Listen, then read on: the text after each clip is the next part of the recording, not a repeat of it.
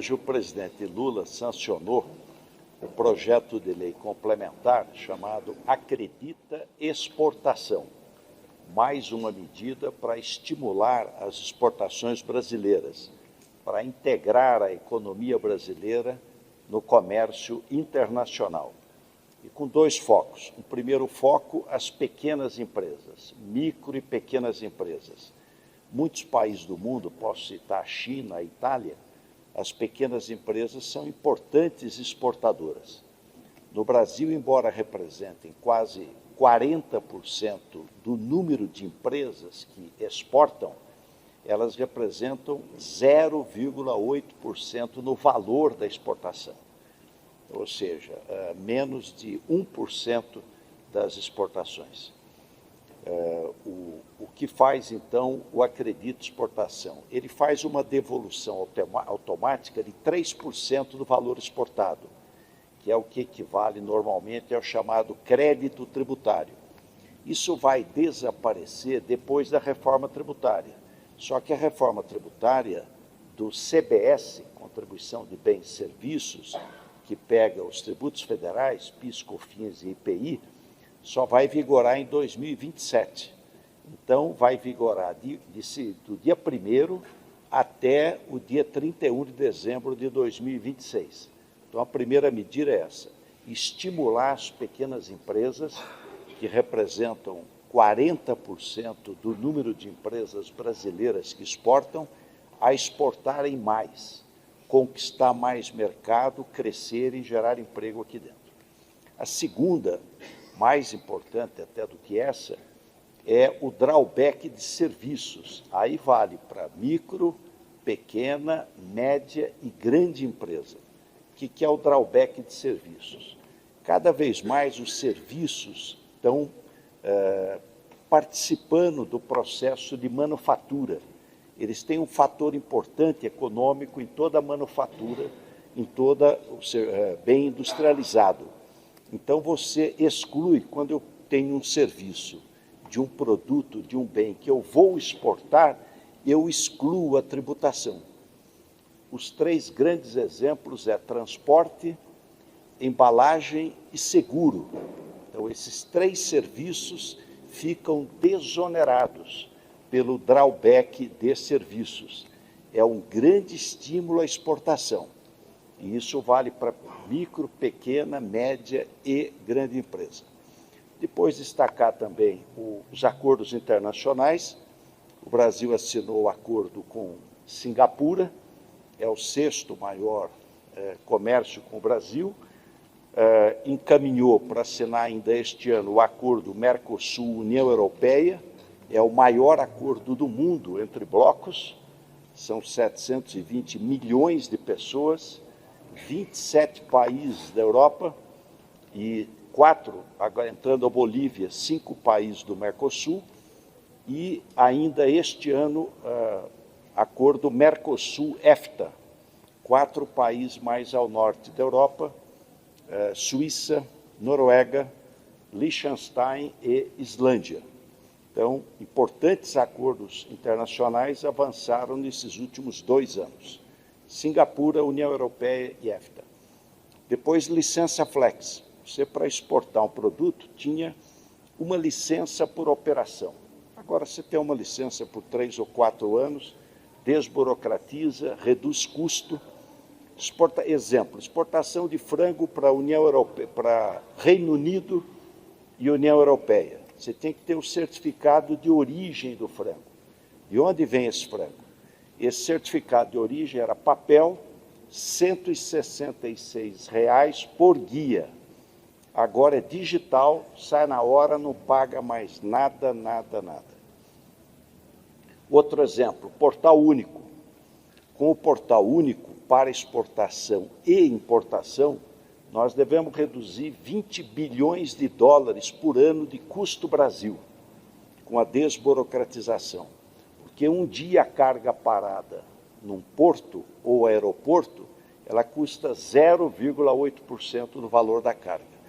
Ou seja, um conjunto de medidas econômicas, tributárias, de desburocratização, de simplificação, de digitalização e acordos internacionais com foco no comércio exterior.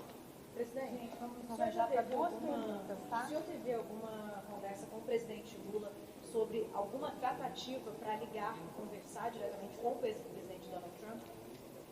Eu não conversei com o presidente Lula sobre isto, mas o presidente Lula é um homem do diálogo, né? Ele sempre defendeu o diálogo, que é o que nós fazemos permanentemente. Presidente, em relação...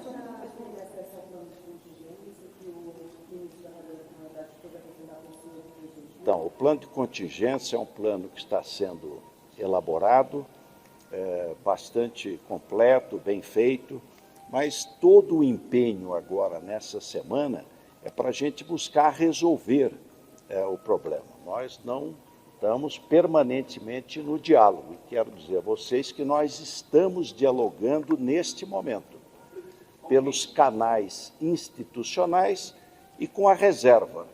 A hora que tiver alguma coisa a ser anunciada, vocês vão ser os primeiros a serem chamados. Presidente, 4 montadoras. Questão da negociação, todos nós acompanhamos isso diariamente. Há uma expectativa grande, às vezes se fala de tentativa. Eu sei que o senhor disse que não é possível revelar informações mais sigilosas, mas é possível dizer que o Brasil hoje está dialogando mais do que já esteve na semana passada? Houve abertura do canal? Olha, esse diálogo ele começou em março. Eu, pessoalmente, tive uma videoconferência, longa até, com o secretário de Comércio, Howard Lutnick, e com o embaixador Grier.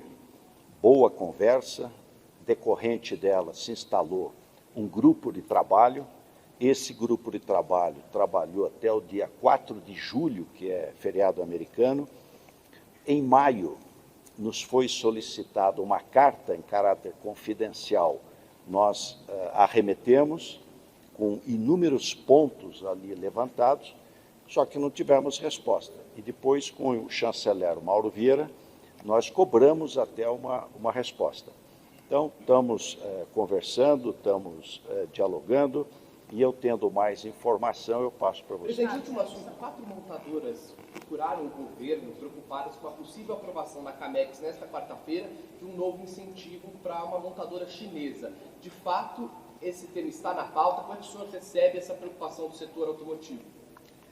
Olha, importante destacar o seguinte: quando 2023, quando o presidente Lula assumiu, como é que era o quadro? Veículo importado, 35% a alíquota de importação. Eu quero importar uma Mercedes-Benz da Alemanha, um carro de luxo da Europa, sem problema. Paga 35% de imposto de importação. O que você fabrica no Brasil, 35% de imposto de importação. Então, ônibus elétrico e caminhão elétrico, como você tem fabricação nacional de ônibus elétrico, 35%. Veículo elétrico ou híbrido era zero. Era zero. O que nós fizemos, então? Um phase out. Olha, é zero. 1º de julho de 2023 vai para 8%. 1º de julho de 2024 vai para 18%. 1º de julho de 2025 vai para 26%. Estou dando um número redondo porque varia um pouquinho o elétrico puro, o elétrico plug-in e o híbrido. Então, tem uma pequena variação, mas mais ou menos assim. E em 2026, o ano que vem, 1º de julho, 35%. Então, todo mundo já sabe, previsibilidade, que em 4 anos a alíquota de importação será 35%. Faça a sua fábrica no Brasil, fabrique no Brasil, porque em 2026 a alíquota vai ser igual de carro a combustão, que sempre foi 35%, conforme a OMC. Aí alguém poderia dizer, bom, mas eu preciso de tempo para ter concessionários, para erguer a fábrica. Perfeitamente. Então, durante 4 anos, você tem cota. Cada ano você tem uma cota. Por exemplo, 50 mil carros, eu importo sem pagar imposto, como era antigamente. Depois de mais um ano, cai para 40 mil, cai para 30, vai caindo a cota. Então, você tem um imposto crescente e uma cota decrescente. Em 4 anos, acabou a cota e o imposto é 35. Foi bem sucedido. Você tem inúmeras empresas abrindo fábrica no Brasil. Você citou chinesa, a GWM em São Paulo, em Iracemápolis, comprou a fábrica que estava fechada da Mercedes-Benz e a reabriu. A BYD, na Bahia, em Camaçari, adquiriu a fábrica que era da Ford. O que nós tivemos na Camex, GSEX Camex? 2 pleitos. Um da Anfávia, dizendo, olha, para SKD e CKD, o SKD ele só monta, tipo Lego, ele nem pinta o carro, ele só monta. O CKD ainda pinta aqui no Brasil, mas ele é mais montagem, diferente de você fabricar um carro no país, que você compra aço, compra pneu, compra motor, compra bateria.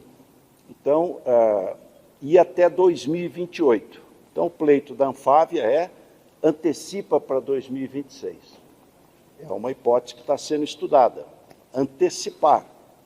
De outro lado, a empresa BYD falou, olha, eu quero uma tarifa mais baixa para importar SKD e CKD.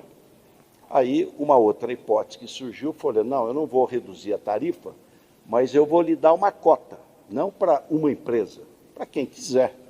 Então, olha, quem quiser importar, até 1º de julho do ano que vem, isso vale para todas as empresas, você terá uma cota um pouquinho maior. Então, atendo de um lado antecipando os 35% para 2026, pleito da Anfávia.